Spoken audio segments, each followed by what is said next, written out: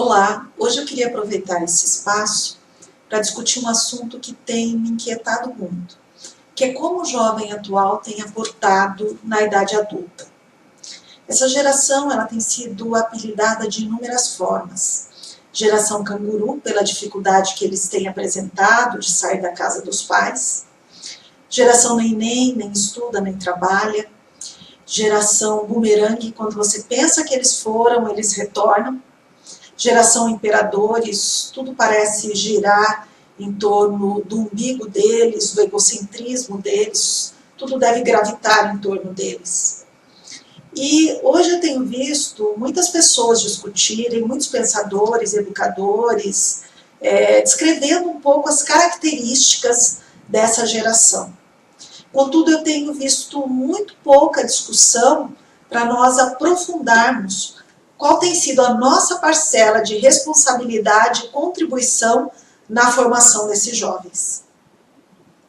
Quando a gente vai falar de uma geração, a gente precisa contextualizar em que momento histórico eles viveram, quais são as características comuns, qual foi o contexto formativo, a educação, o sistema familiar, o ambiente de onde eles emergiram, para que a gente possa ter uma ideia mais clara do processo. Então, assim, eu tenho refletido muito sobre essa questão e tenho percebido, como outros educadores, que nós estamos diante de uma geração tão infantil, mas tão infantil, que nós precisamos refletir mais seriamente sobre isso.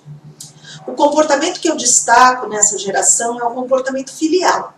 Nós criamos uma geração de filhinhos, uma geração muito pouco apta a cuidar de si.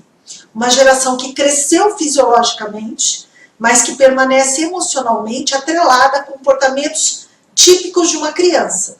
Cognitivamente eles foram muito estimulados, então eles são muito inteligentes, mas emocionalmente eles são muito pouco resilientes, muito frágeis, né? Eles não suportam as mínimas contrariedades.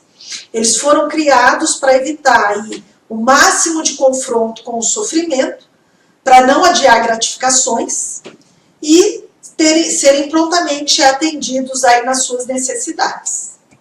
Uma geração passiva, que espera que as coisas aconteçam, que alguém faça, né, na realidade, acontecer por eles e que eles não precisem despender muitos esforços. É a geração que quer o emprego dos sonhos, um emprego que seja divertido, com poucas regras, com poucas submissões e de preferência que exija bem pouco deles. Eles têm sérias dificuldades de assumir responsabilidades. E no mercado de trabalho, eles têm chegado de que forma? Esperando encontrar o papai e a mamãe protetores e permissivos da sua infância. É uma geração extremamente imediatista, eles não têm paciência de viver processos, de construir as coisas.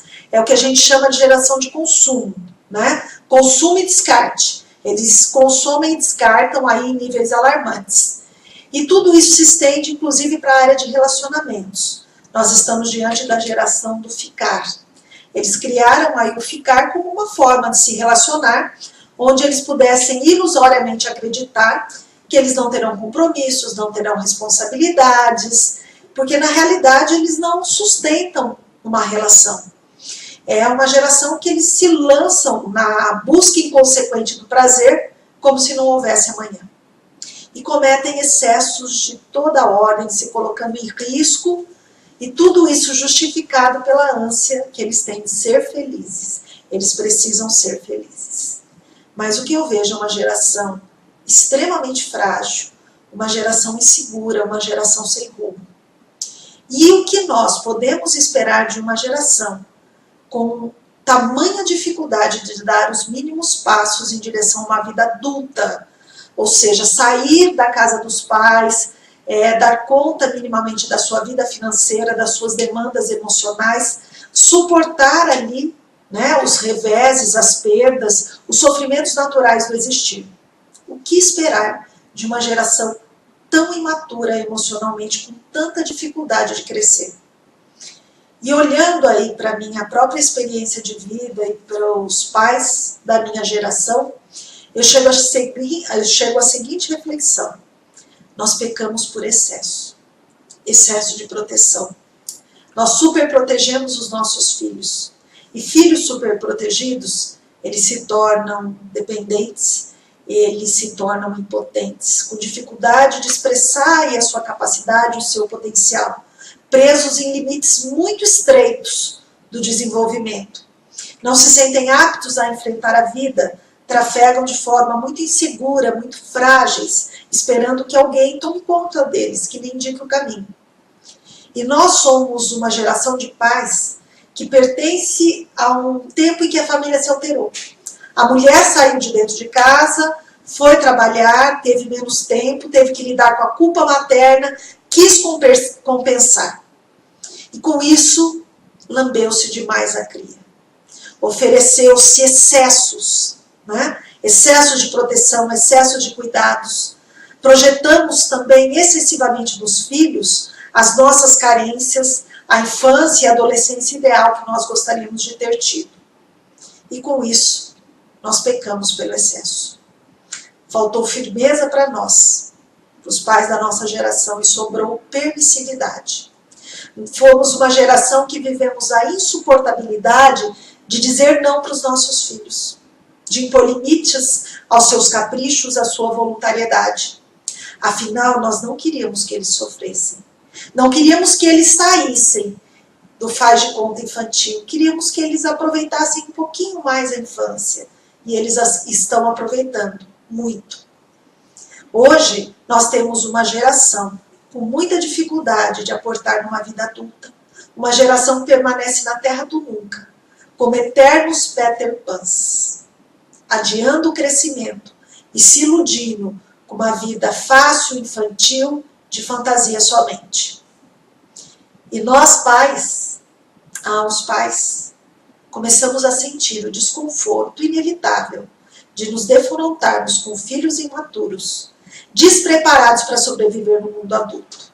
Estruturas frágeis, dependentes, que começam a pesar emocionalmente e financeiramente na estrutura e no orçamento familiar. Nós estamos, meus amigos, diante de uma conta muito difícil de fechar, diante de uma encruzilhada da vida. Mas se nós não podemos voltar e alterar o que já foi, nós podemos e devemos, pelo menos, observar o que foi para aprender, para rever os nossos passos, para rever o processo educacional, para estruturar uma educação que vise o amadurecimento, a autonomia. Então, se não dá para voltar para trás e fazer um novo começo, precisamos, pelo menos juntos, olhar para o quadro que nós temos hoje, para essa geração que está aí, buscar caminhos e estímulos para que a gente possa arrumar para um amadurecimento, ainda que tardio, e repensar a forma de educar para as gerações que estão chegando. Meu muito obrigada, um abraço.